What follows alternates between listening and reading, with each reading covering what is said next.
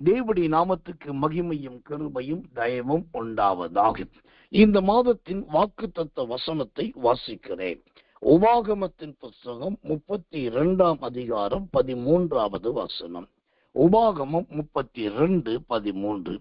பூமியில் உள்ள உயர்ந்த ஸ்தானங்களின் மேல் அவனை ஏறி வர பண்ணினார். வயலில் விளையும் பலனை அவனுக்கு புசிக்க கொடுத்தார். கண்மலையில் உள்ள தேனையும் கற்பாரிலிருந்து வடியும் எண்ணெயையும் அவன் உண்ணும்படி செய்தார். இந்த மாத வாக்கு தத்துவம் அதன் பிற்பகுதியை காண்பிக்கிறதா இருக்கிறது. அந்த பிற்பகுதியை வாசிக்கிறேன், கவனிங்கள். கண்மலையில் உள்ள தேனையும் கற்பாரிலிருந்து வடியும் எண்ணெயையும் அவன் உண்ணும்படி செய்தான். இன்றைக்கு காலையிலே இருட்டோட ஜெபத்திலே இந்த மாதத்தின் வாக்கு தத்துவத்தின் முதல் வார்த்தையான கண்மலை என்பதை குறித்து வித்தியாசமான மற்றும் ஆழமான பல காரியங்களை கர்த்தர் நம்மோடு இடைப்பட்டார். அந்த வரிசையிலே இந்த வாக்கு தத்துவத்தின் 2வது வார்த்தை, அந்த வார்த்தை சொல்வது தேன் என்று சொல்லப்படுகிறது. தேனையும் என்று அங்கு எழுதப்பட்டிருக்கிறது. இந்த தேன் என்றால் என்ன? இந்த தேன் என்பது எதை குறிக்கிறதா இருக்கிறது? இந்த தேனை குறித்து பொதுவாகவே நம்முடைய கிறிஸ்தவ ஜனங்களுக்கு நன்றாய் தெரியும். தேனானது சொல்றது கண்மலையின் தேன் என்று இங்கு சொல்லப்படுகிறது. உச்சிதமான கோதுமையினால் பொசித்து கண்மலையின் தேனினால் உன்னை திருப்தி ஆக்குவார் என்று சொல்லி சங்கீதம் 81:16 வசனத்திலே நாம் வாசிக்கிறோம். அப்போ தேன் என்பது ஒரு திருப்தி என்பது எல்லாருக்கும் தெரிந்த ஒன்று. ஆனாலும் அதே சமயத்துல இந்த தேனை குறித்த சில குறிப்புகளை உங்களோடு கூட சொல்ல விரும்புகிறேன். முதலாவது, அந்த தேனுக்கு பங்காளர் யார், பங்குதாரர் யார் என்று கேட்டா, அந்த தேனை உற்பத்தி செய்கிறதான தேனீக்கள். அது ஒரு விதமான பறவை இனத்தை சார்ந்தது. கர்த்தருடைய நாமத்துக்கு மகிமையும் கிருபையும் தயவும் உண்டாவதாக. அப்போ முதலாவது, இந்த தேனுக்கு சொந்தக்காரர் சொல்கிறோம் ஒரு தேனி. அந்த தேனி என்பது 2 வகை தேனியா இருக்குது. ஒன்று ஆண் தேனியா இருக்குது, 2வது பெண் தேனியா இருக்குது. அப்ப இந்த தேனீக்கள் தான் இந்த தேனை சமதரிக்கும். 2வது, இந்த தேனுக்கு உரிமையாளர் யாருன்னு சொன்னாக்கா, தேனுடைய அடிப்படையே நல்ல மகரந்தம் நிறைந்த பூக்கள் தான் அதனுடைய அடிப்படை அஸ்திபாரம். அப்ப தேனுக்கு சொந்தக்காரர் 2வதாக நல்ல முதிர்ந்த, நல்ல மலர்ந்த, நல்ல விரிந்த பூக்கள்.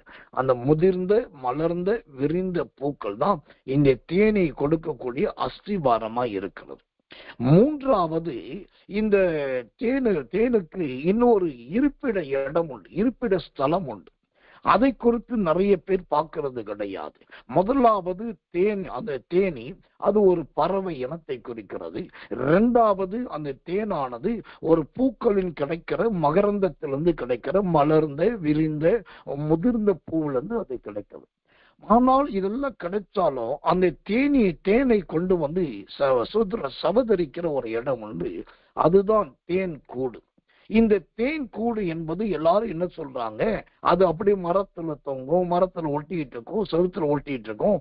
அதுல தேனி உட்கார்ந்துருக்கும். விரட்டிட்டாக்கா தேனை எடுத்து புளிஞ்சா தேன் வரும். இதெல்லாம் மேலோட்டமான ஒரு ஆவிக்குரிய தன்மையற்ற முதிர்ச்சியற்ற பார்வை.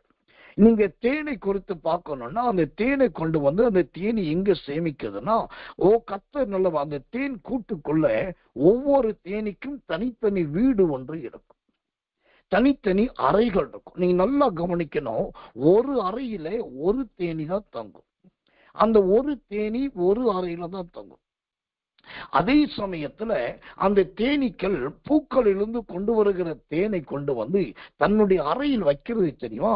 அந்த அறை எப்படி இருக்குன்னா, அறுகோண வடிவில இருக்கும். கணக்கு வாத்தியார்களுக்கும் கணக்கு சோதர பாடங்களை நடத்துகிறவர்களுக்கு கேட்டீங்கன்னா நிறைய கோண கணக்குகள் உண்டு. ஒரு கோணம் உண்டு, இரு கோணம் உண்டு, முக்கோணம் உண்டு, நாற்கோணம் உண்டு, 5 கோணம் உண்டு, 6 கோணம் உண்டு, 7 கோணம் உண்டு, 8 கோணம் உண்டு. இந்த கத்து நல்லவை இப்படிப்பட்ட பலவிதமான சோதரம் கோணங்களுக்கு மத்தியில இந்த தேனீக்கள் கொண்டு வந்து தேனை வைக்கிற அந்த இடம் வந்து அறுகோணத்துல இருக்கும். அறுகோணம் அப்படின்னாக்கா 6 விதமான கட்டங்களுக்கு நடுவிலே இருக்கக்கூடியது. நீங்க நல்ல அது ஒரு டெலஸ்கோப்பு மற்ற ஏதாவது நுண்கருவிகளை வச்சு நல்லா கவனிச்சு பார்த்தீங்கன்னா, கீழே தங்க வடிவிலான ஒரு சுதந்திர தரை இருக்கும். சுற்றிலும் பார்த்தீங்கன்னா அதே தங்க நிறமும் சற்று சிகப்பும் கலந்த ஒரு சிகப்பு மற்றும் மஞ்சள் நிறம் கலந்த சுவர் வடிவிலாய் சுவர் கட்டி இருக்கும். அந்த சுவற்றை பார்த்தீங்கன்னா 6 முனையா இருக்கும். இப்ப நான் சொல்றதெல்லாம் நீங்க கவனிச்சுட்டே வரணும். முதலாவது தேனி, அது ஒரு பறவை. இரண்டாவது பூக்கள், அது மலர்ந்தது, அது முதிர்ந்தது. மூன்றாவது அதை சேமிக்கிற இடம், அது ஒரு நல்ல அறை வீடு, அது ஒரு அறுகோணம் என்று சொல்லுது. இப்போ இந்த அறுகோணத்துக்குள்ளதான் இது தேனி வைக்குது. இப்போ இந்த அறுகோணத்துக்குள்ள தேனை கொண்டு வந்து வச்ச உடனே நீங்க நல்லா பார்த்தீங்கன்னா ஒரு தேன் கூட்டில கிட்டத்தட்ட 12,000 முதல் 18,000 வீடுகள் அந்த தேன் கூட்டுக்குள்ள இருக்கும். ஒவ்வொரு தேன் கூட்டை பொறுத்தளவுக்கு எண்ணிக்கைகள் கூடும், எண்ணிக்கைகள் குறையும். நீங்க தரையில இருக்கிற மரங்களில் தொங்குகிற அந்த தேன் கூட்டை எடுத்தாக்கா 5,000 முதல் 7,000 தேன் கூட்டு வீடுகள் அதுல இருக்கும். நல்ல வேதம் சொல்லுகிறபடி உபாகமம் 32:13 வசனத்தின்படி கண்மலையின் தேன் எடுத்து பார்த்தீங்கன்னா அது கிட்டத்தட்ட ஒரு யானை காதை விட பறந்து விரிந்த பெரிதாயிருக்கும்.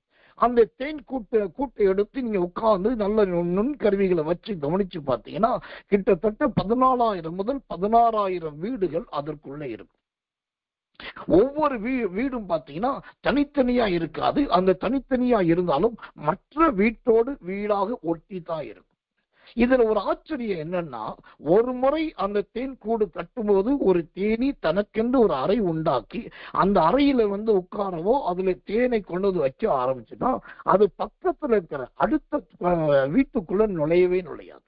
இதுல இதை விட ஆச்சரியம் என்னன்னா, ஒரு வீட்டுக்கும் இன்னொரு வீட்டுக்கு இடையில ஒரு நூல் இலையை விட, அதாவது ஒரு பெண்ணுடைய வாலிப பெண்ணுடைய தலைமயிர் நல்ல கூந்தல் எப்படி நீளமா இருக்கும், அந்த கூந்தல்ல அந்த தலை மயிர்ல ஒண்ணு எடுத்து அதை அந்த வீட்டுக்கு இடையில சுவத்துல வச்சு பார்த்தீங்கன்னா அந்த தலைமயிருடைய திண்ணம் எப்படி இருக்குதோ அந்த அளவுக்கு தான் அந்த வீட்டுடைய சுவர் இருக்கும்.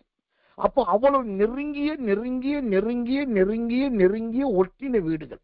ஆனாலும் அந்த நெருங்கிய ஒட்டின வீடுகளா இருந்தாலும் அந்த தேனீக்கள் தன்னுடைய இருப்பிடத்தில் மட்டும்தான் கொண்டு போய் தன்னுடைய தேனை வைக்கக்கூடிய. இதை தவிர தேனி என்கிற பெயர் தான் நமக்கு தெரியும். 2 பேர் தெரியும். ஒன்று தேன், இரண்டாவது தேனி. தேன் என்பது நாம் நக்கி குடிக்கிறதும் சாப்பிடக்கூடியதும். தேன் என்பது சேமிக்கக்கூடிய பறவை. இது 2 தான் தெரியும். ஆனா தேனி என்பதற்கு இந்த தேனி என்கிற பெயர் மட்டும் கிடையாது. கர்த்தருடைய நாமத்துக்கு மகிமை உண்டாவதாக. இந்த தேனி என்பதற்கு 60 விதமான பெயர்கள் உண்டு. 60 பேர்களை உடைய அருமையான சோதரம் ஒரு பறவை இனம்தான், சோதரம் நல்ல உயிரினம்தான் இந்த தேனி. இப்ப உங்களால் நம்ப முடியுதா? ஒரு தேனிக்கு 60 பேர் இருக்கு. இந்த 60 பேர்ல கர்த்தர் நல்லவே. இன்னொரு அதிசயத்தை சொல்றேன். 60 பேரும் பார்த்தீங்கன்னா எல்லாமே கர்த்தர் நல்லவே, அது தமிழ் பெயர்களை சார்ந்ததாகவே இருக்கிறது. நான் சொல்றத நீங்க போய் ஆராய்ச்சி பண்ணி பார்க்கலாம், தேடி கண்டுபிடிங்க.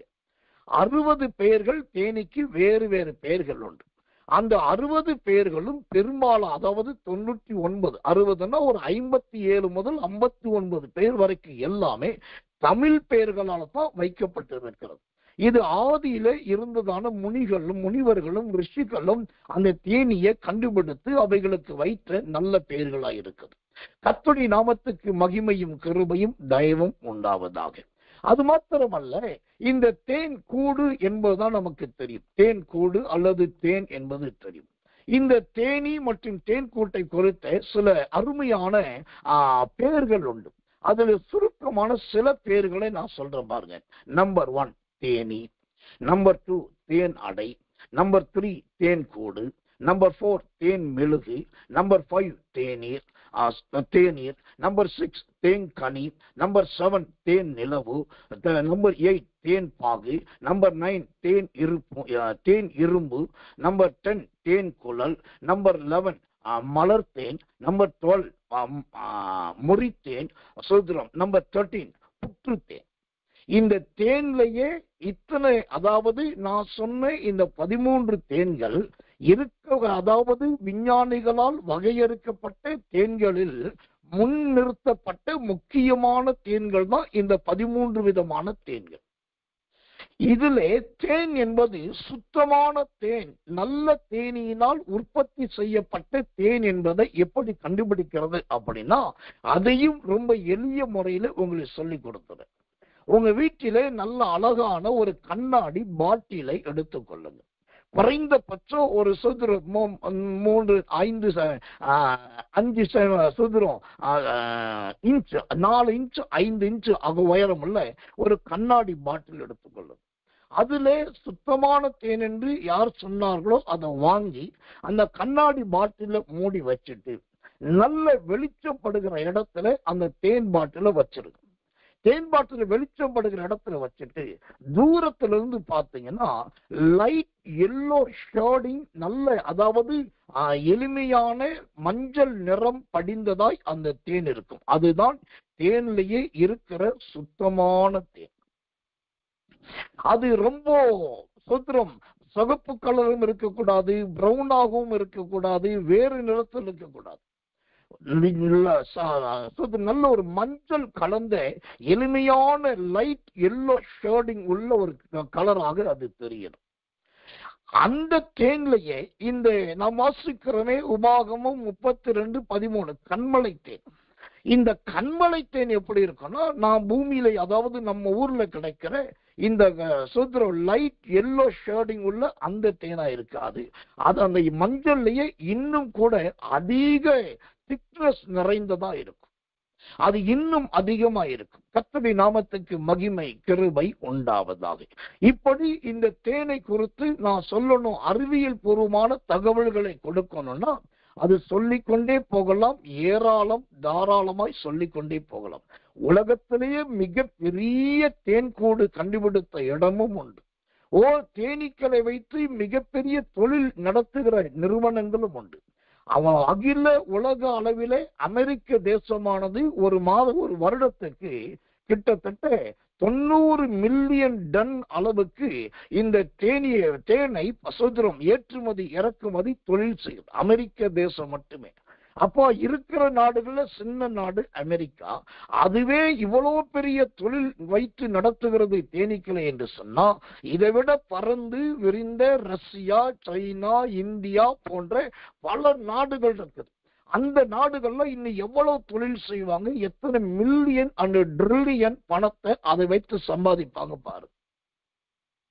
இதுல பெரிய ஆச்சரியம் என்னன்னா, இந்த தேனீக்களை வச்சு இவ்வளவு தேனும், அந்த தேனை வச்சு இவ்வளவு தொழிலும், அந்த தொழிலை வச்சு இவ்வளவு வியாபாரமும், அந்த வியாபாரத்தை வச்சு இவ்வளவு வருமானம் இருந்தாலும் கடைசியில் அந்த தேனீக்களை பார்த்தீங்கன்னா எதுவுமே தனக்குரியதாய் சொல்லவே சொல்லாது.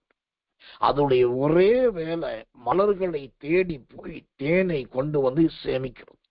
அதுக்கப்புறம் ஒருத்த எடுத்தாலும் விற்றும், அது கொண்டு போனாலும் விற்றும். சூத்திரம் மீண்டும் அந்த இடத்தை தேடி அல்லது வேறு காரியத்தை செய்வது கிடையாது. தேவனுக்கு மகிமை உண்டாது. சரி, இப்போ தேனுடைய வெளித்தோற்றங்களை உங்களுக்கு நான் கிருபையை முன்னிட்டு அறிவித்தேன். முதலாவது தேனி, அது பறவை. இரண்டாவது அது நல்ல மலரிலிருந்து கிடைக்கிறது, மகரந்தத்திலிருந்து கிடைக்கிறது, அது நல்ல மலர்ச்சியும் முதிர்ச்சியும் கொடுக்குன்னு சொன்னேன். மூன்றாவது தேனை சேமிக்கிற இடம் அறுக்கோணம் என்று சொன்னேன். நான்காவதாக அது ஒவ்வொன்றும் தனித்தனி வீடு, வேறு வீட்டோடு நுழையாது என்று சொன்னேன். ஐந்தாவதாக இந்த தேனானது கற்று நல்லவே எந்த நிறத்தில் இருக்கும் என்று சொன்னேன். இப்ப இவை ஒவ்வொன்றுக்கும் பரிசுத்த வேதாகமத்தின் ஆதாரங்கள் உண்டு. முதலாவது, இந்த தேனி என்பது ஒரு சாதாரண உயிரினத்தை குறிக்கிறதா இருக்கிறது. எனக்கன்பான தெய்வ பிள்ளைகளே, அப்போ இந்த உயிரினம் என்பது எதை காண்பிக்கிறதா இருக்கிறது? கர்த்தர் நல்லவை இந்த உயிரினத்தை குறித்து, இந்த சாதாரண சின்ன பறவையை குறித்து, ஒரு கொசுவை போல, ஒரு ஈயை போல இருக்கிற இந்த அருமையான தேனியை குறித்து வேதம் என்ன சொல்லுகிறது? அதை முதலாவது நாம் ஜெபத்தோடு கவனிப்போம். தேவனுடைய நாமத்துக்கு மகிமையும் கிருபையும் தயவும் உண்டாவதாக.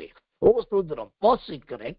யாத்திரையாகமத்தின் புஸ்தகம் 16ஆம் அதிகாரம் 31வது வசனம். யாத்திரையாகமம் 16:31 வாசிக்கிறேன், கவனிங்கள். இஸ்ரவேல் வம்சத்தார் அதற்கு மன்னா என்று பெயரிட்டார்கள். சதுரம் அது கொத்துமல்லி அளவாயும் வெண்மை நிறமாயும் இருந்தது. அதன் ருசி தேனிட்ட பணியாரத்துக்கு ஒப்பாய் இருந்தது. இப்போ இந்த தேனியை கொண்டு போய் ஆவியானவர் எதற்கு ஒப்பிடுகிறார் பாருங்க. வானத்தின் மன்னாவாகிய வானத்திலிருந்து இறங்கின மன்னாவுக்கு, வானத்திலிருந்து தேவனால் அனுப்பப்படுவது மன்னா, பூமியிலிருந்து பிறந்து பறப்பது தேனி. இந்த பூமியிலிருந்து பிறந்து பறக்கிற தேனிய ஆண்டவர் வானத்திலிருந்து பரலோகத்திலிருந்து தேவதூதருடைய அப்பம் என்று சொல்லப்படுகிற அந்த மன்னாவுக்கு ஒப்பிட்டு சொல்லுகிறார். அப்ப இது எதை குறிக்கிறது? இந்த தேனி என்பது கர்த்தருடைய தூதர்களுக்கு இணையாகவும் கர்த்தருடைய தூதர்களுக்கு ஒப்பாகவும் இருக்கிறது. நீங்க கேட்கலாம், தேனியை கொண்டு போய் தூதர்களுக்கு ஒப்பிடுறீங்களா அப்படின்னாக்கா, ஆம், தேனீக்கள் மரத்திலே கூடு கட்டக்கூடியது. நீங்க பழைய ஏற்பாட்டு காலத்துல பாத்தீங்கன்னா தேவ தூதர்கள் கூட மரத்தின் மேலதான் உட்கார்ந்தார்கள், மரத்தின் கீழே தான் உட்கார்ந்தார்கள். ஓ கத்த நல்லவே, கத்த நல்லவே. கருவாளி மரத்தின் கீழே, ஓ சுத்திரம் மற்ற மரங்களுக்கு மேலே தேவ தூதர்கள் வந்து உட்கார்ந்தார்கள். அப்போ இந்த தேனி என்பது பரிசுத்த வேதாகமத்தின்படி அது நல்ல தூதர்களுக்கு இணையாய் இருக்கிறது. இரண்டாவது, இந்த தேனி பலவிதமான மலர்களை தேடி போய் தேனீக்களை சமதரித்து வருகிறது. அதே போலதான் தேவ தூதர்கள் பல தேசம், பல நாடு, பல மாநிலம், பல ஊர், பல பட்டணம், பல சபை, பல ஜனங்கள் இவங்களை தேடி போய் அவரவர்களிடத்தில் இருக்கிறதான ஆராதனை, துதி, ஸ்தோத்திரம், நன்றி, பலி, காணிக்க, நடக்க, கிரியை, செய்கை இதெல்லாம் சேமித்து கொண்டு போய் தேவனிடத்தில் வைக்கிறார்கள். அப்போ இந்த தேனியின் வேலையும் இந்த தேவதூதருடைய வேலையும் ஏக வேலையா இருக்கிறது. கர்த்தருடைய நாமத்துக்கு மகிமையும் கிருபையும் தயவும் உண்டாவதாம். இரண்டாவது, இந்த தேனீக்கள் எங்க இருந்து இந்த தேனை எடுக்கிறது என்று சொன்னா நல்ல மலர்களில் இருந்து என்று சொன்னேன். தேவனுடைய நாமத்துக்கு மகிமையும் கிருபையும் தயவும் உண்டாவதாக. இந்த மலர் என்பது எதை குறிக்கிறது? மலரை குறித்து ஆதி காலத்திலேயே ஆரம்பத்திலேயே ஆவியானவர் சொல்லி வைத்திருக்கிறார். ஆதியாகமத்திலேயே ஆதி காலத்தை சொல்லுகிறார். எப்படி சொல்லி இருக்கிறார்?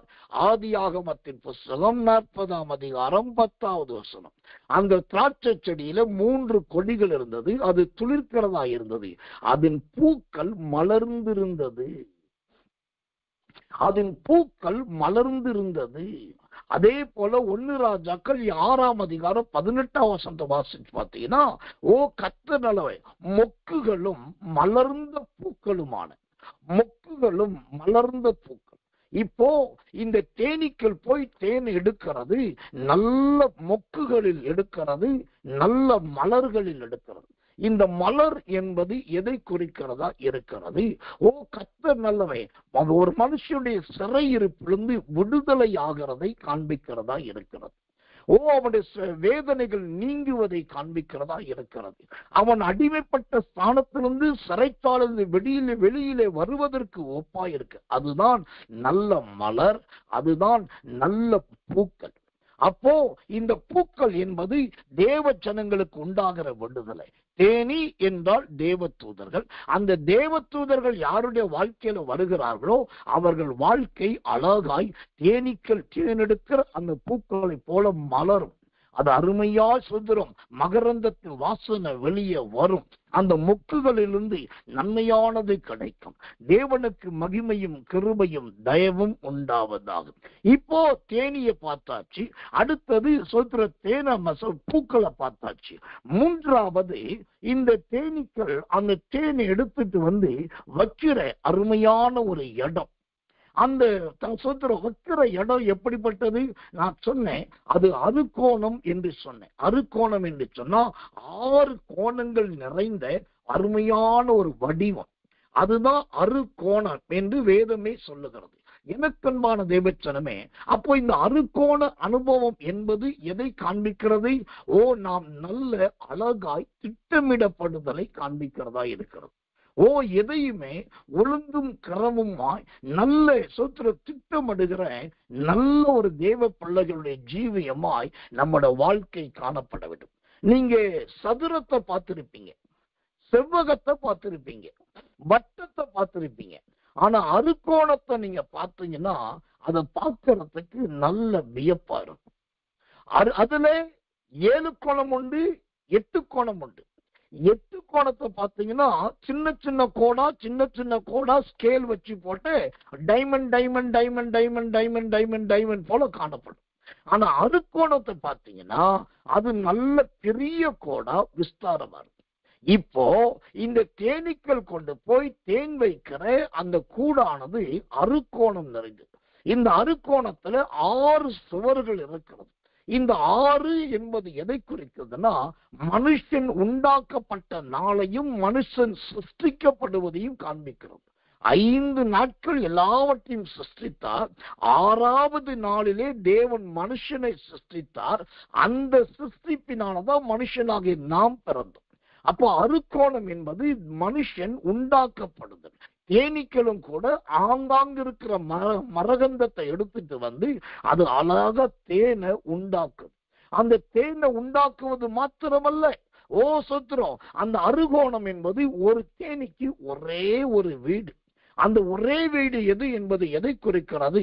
பரிசுத்த வேதம் சொல்லுகிறது, தேவன் ஒவ்வொருவருக்கும் ஒரு குடும்ப வாழ்க்கையை கட்டளையிட்டிருக்கிறார். அந்த ஒரு குடும்ப வாழ்க்கை, ஒரு ஜீவன், ஒரு சரீரம், ஒரு நல்ல உடன்படிக்கை, அந்த தேவனோடு பண்ணின பரிசுத்த உடன்படிக்கையில் நிலைத்திருப்பதை காண்பிக்கிறது. பக்கத்திலே வீடு இருக்கலாம், பின்னாடியே வீடு இருக்கலாம், எய்தாப்புல வீடு இருக்கலாம், ஒட்டி வீடு இருக்கலாம், தன்னால நெருக்கி வீடு இருக்கலாம், உங்களை மாதிரியே வீடு இருக்கலாம், உங்களை மாதிரியே மற்றவங்களும் இருக்கலாம். ஆனாலும் இந்த தேனீக்கள் தன்னுடைய அறுகோணத்திலே தன்னுடைய வீட்டிலே கொண்டு போய் அந்த தேனை வைக்கிறது.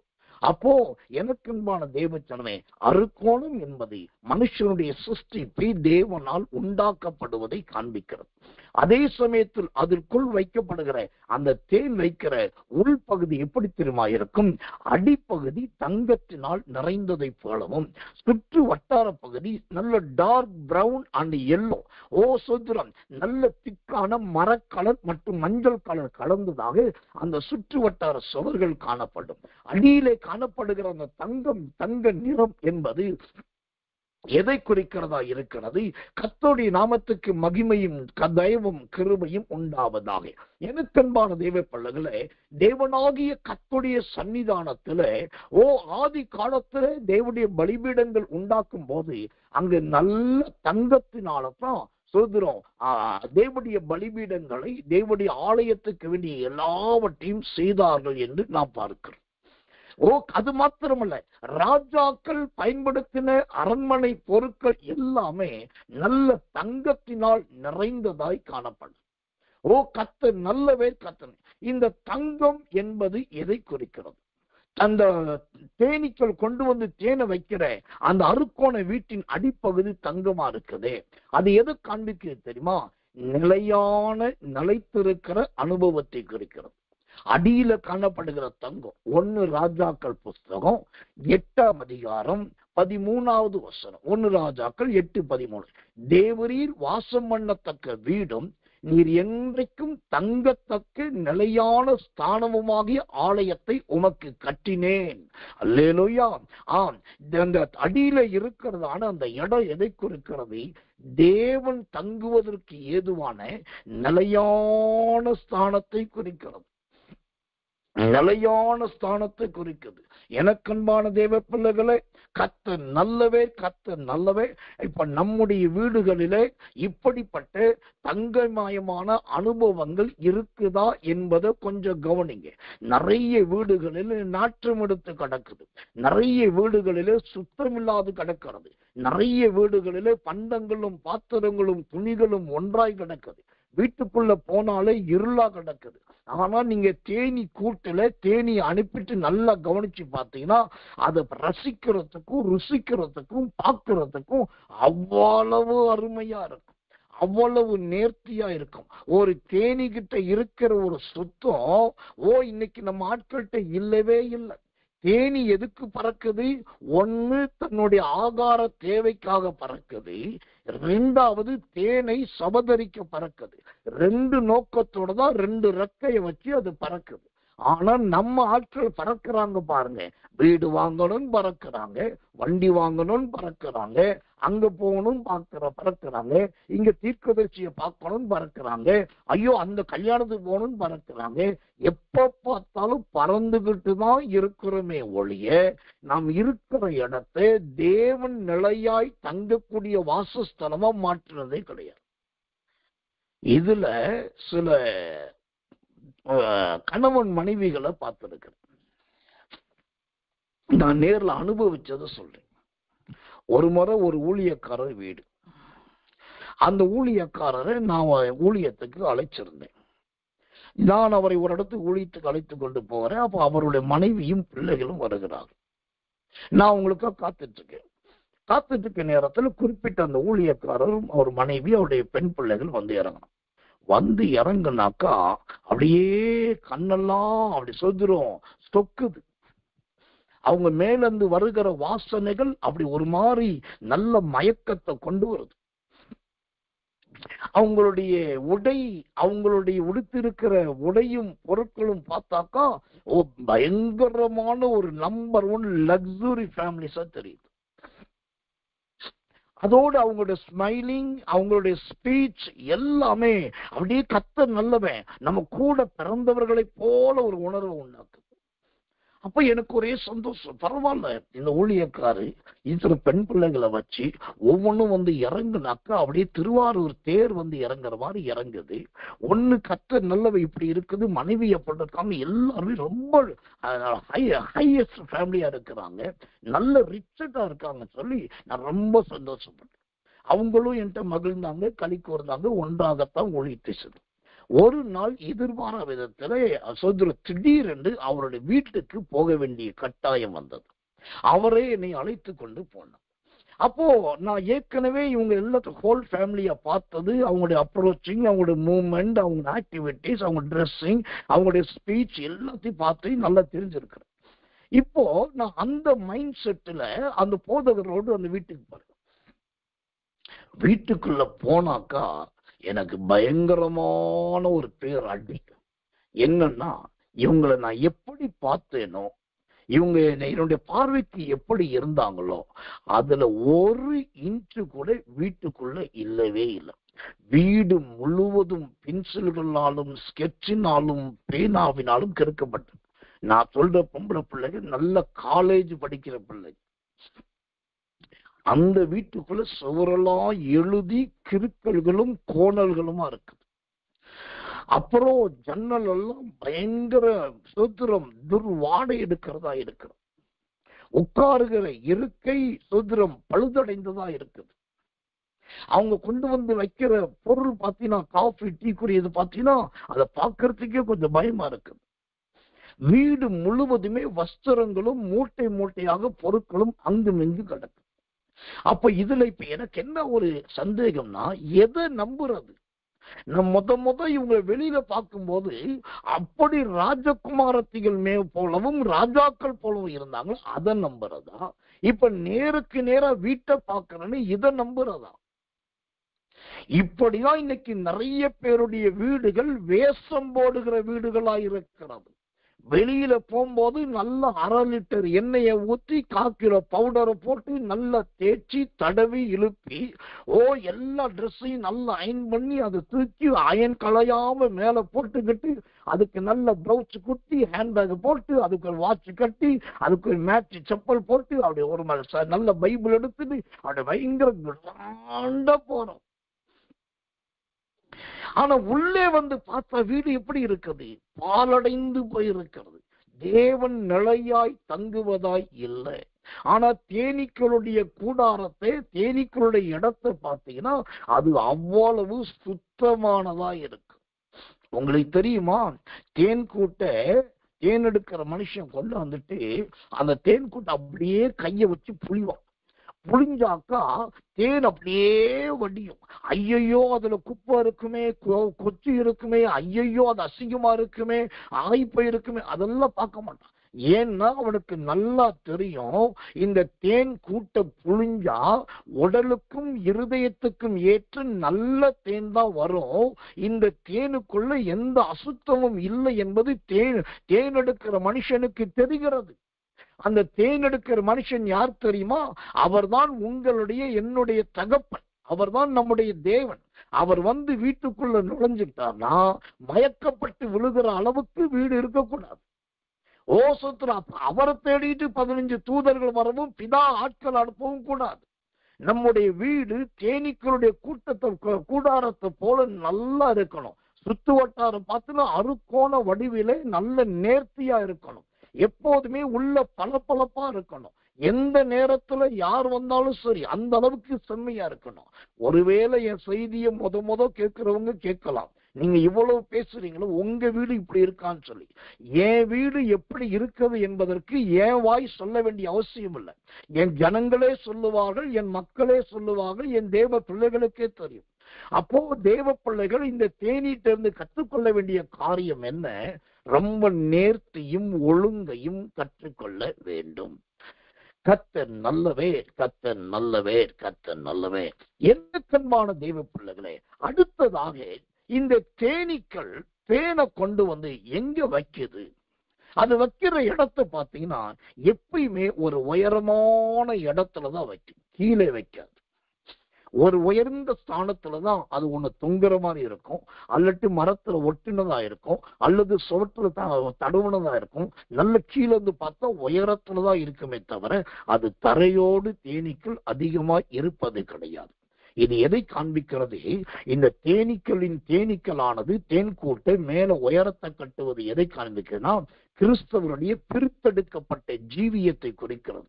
உலகத்துல மனுஷன் நடப்பான், மனுஷி நடப்பான், ஆடு நடக்கும், மாடு நடக்கும், மிருகம் நடக்கும், வண்டி போகும், காரு போகும், எல்லாம் போகும், எல்லாம் இருக்கும், எல்லாம் சத்தம் வரும், பாட்டு வரும், இசை வரும், எல்லாம் வரும்.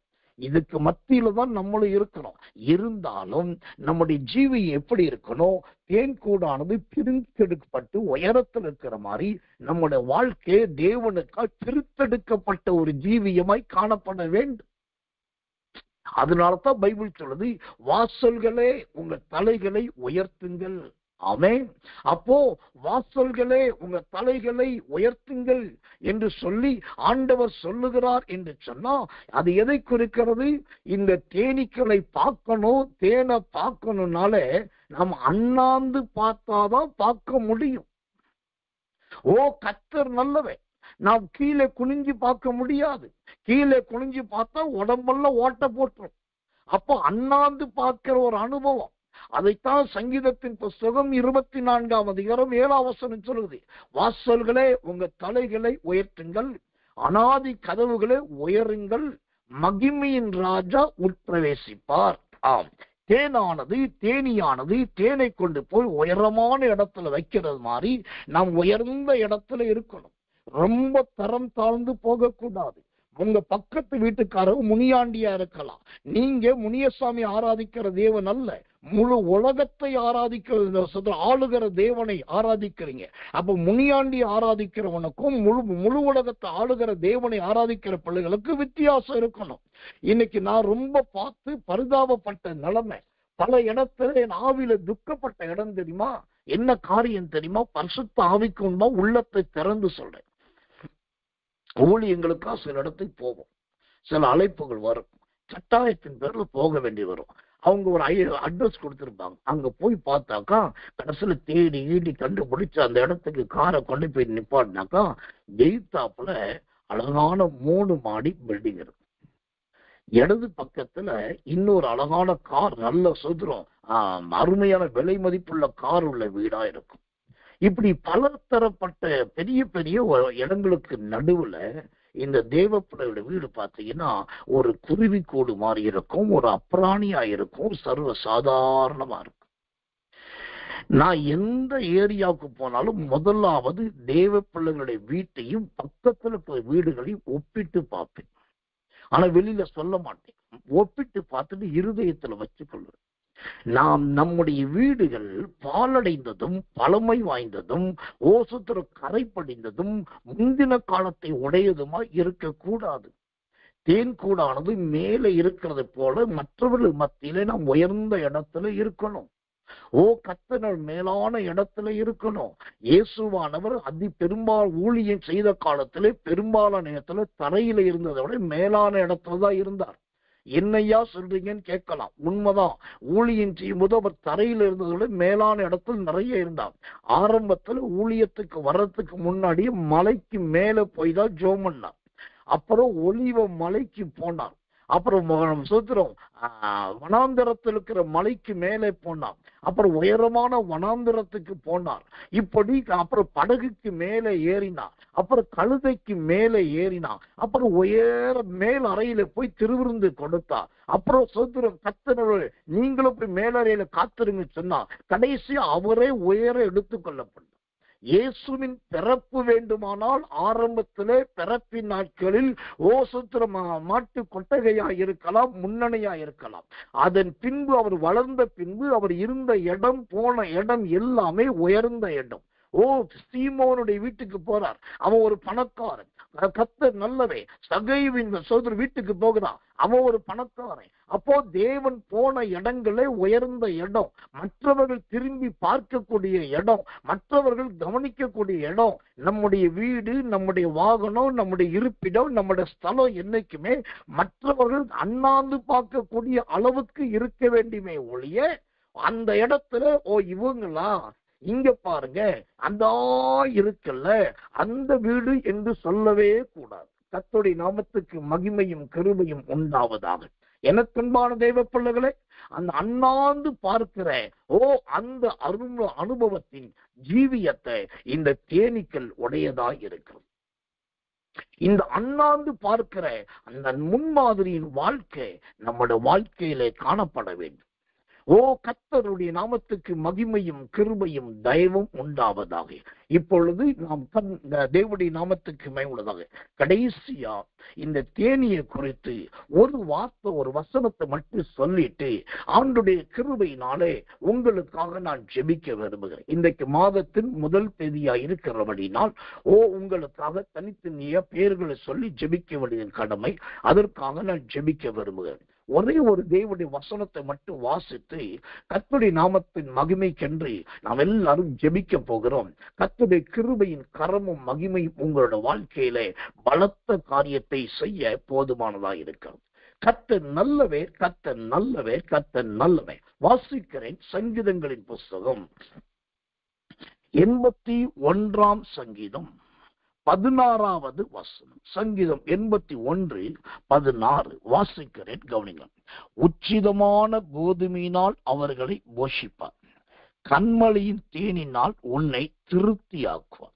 இப்ப கடைசியா இந்த தேனை குறித்து நான் சொல்லி முடிக்கணும்னா, தேன் என்பது எதை குறிக்கிறது? நல்ல திருப்தியை குறிக்கிறது. அதனாலதான் பைபிள்ல இன்னும் ஒரு வார்த்தை அழகா சொல்லுது, தேனை மட்டாய் சாப்பிடு, மிஞ்சி சாப்பிட்டால் வாந்தி பண்ணி போடுவாய் என்று சொல்லி வேதம் சொல்லுது. தேனை மட்டாய் சாப்பிடு. கர்த்தர் நல்லவர். நீதிமொழிகள் புஸ்தகம் 25ஆம் அதிகாரம் 27ஆம் வசனம். தேனை மிகுதியாய் உண்பது நல்லதல்ல. கர்த்தருடைய நாமத்துக்கு மகிமை உண்டாவதாக. ஆனால் இந்த தேன் என்பது எதை குறிக்கிறது? நல்ல அழகான திருப்தியை குறிக்கிறது. இந்த திருப்தி என்பது எப்படிப்பட்ட திருப்தி? இந்த திருப்திக்கு வேதம் கொடுக்கிற அழகான விளக்கத்தை பாருங்க. உச்சிதமான திருப்தி, கோதுமையினால் கலந்த திருப்தி, நல்ல போஷிக்கக்கூடிய சாப்பாட்டினால் கிடைக்கிற திருப்தி, 4வது கண்மலையின் திருப்தி, 5வது இந்த தேனினால் கிடைக்கிற நல்ல திருப்தி.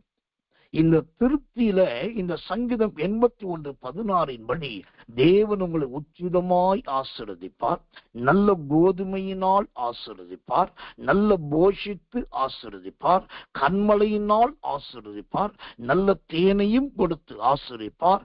ஆக மொத்தம் இந்த தேனினால் நீங்கள் திருப்தி ஆவீர்கள். இது தேவனுடைய ஊழியக்காரருடைய வார்த்தை. இது அப்படியே நடக்கும். கடைசியா ஒரு சாட்சியை சொல்லி முடிக்கிறேன். சாதாரணமும் எளிமையும் எந்த திருப்தி இல்லாதவனுமாய் வாழ்ந்த என்னை ஆண்டவர் அழைத்து பிரித்தெடுத்து இன்றைக்கு நல்ல ஒரு திருப்தியுள்ள ஊழியத்தை கொடுத்திருக்கிறார். திருப்தியுள்ள அருமையான ஜனங்களை கொடுத்திருக்கிறார். திருப்தியுள்ள நல்ல ஊழியக்காரர்களை கொடுத்திருக்கிறார். திருப்தியுள்ள நல்ல வாழ்க்கையை கொடுத்து கர்த்தருக்குள் நான் மிகவும் திருப்தியாய் இருக்கிறேன். தேன் என்பதின் உச்சபட்ச அர்த்தமே அது நல்ல திருப்தியை குறிக்கிறது. கர்த்தருடைய நாமத்துக்கு மகிமையுள்ளதாக. இந்த தேனை குறித்து இன்னும் நிறைய வேதாகம விளக்கங்கள் உண்டு.